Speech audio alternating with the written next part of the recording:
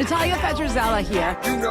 This is the modern day version that most of us are familiar with. And I've been so fortunate that much of my education has happened beyond the formal classroom. So I'll start a little before college, back to when I was very young, growing up in a bilingual household. Before I decided to become a history professor, I was working as a public school teacher in New York City in a school that had a lot of problems. And my questions were always, how did we get here? How did the world become this way? since the Bill of Rights, we've had quite a few amendments added to the Constitution. Do you think you could make the same call? Undoubtedly, I would. Absolutely not. I think it's something that makes this country so great. I think, like any good historian, nothing is entirely new, I'll tell you. Nothing is really unprecedented. There's always a historical process that leads us to where we are today.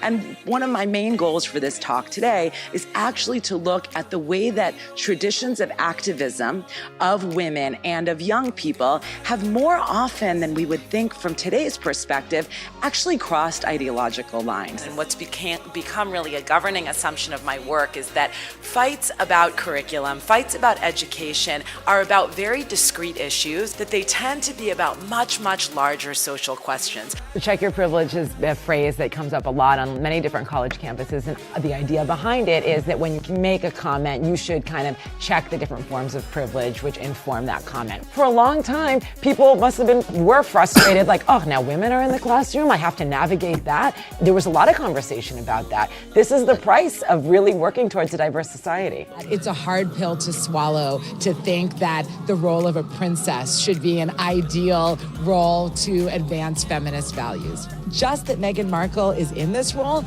we might be seeing a redefinition of that role. What JFK saw was that Americans were getting lazy. The largely white middle class, as he saw it, as needing to tone up. It was this grand national call for greater investment in public physical education programs, community recreation programs, basically things to get America moving. Health Class 2.0 is experiential learning through physical wellness. And so basically, in every session in New York City schools, our students eat, they exercise, and they engage. And so the idea is to bring a kind of positive, active, experiential approach to exercise and healthy eating so that kids can then transport that into their own lives. There's both a critique that this wellness stuff is terrible for all of the above reasons, but then there's like a contradictory critique, which is, and we don't have enough of it, right? The problem is only rich people can do this. And that always kind of gets me because I think you either think more people should have access to this stuff,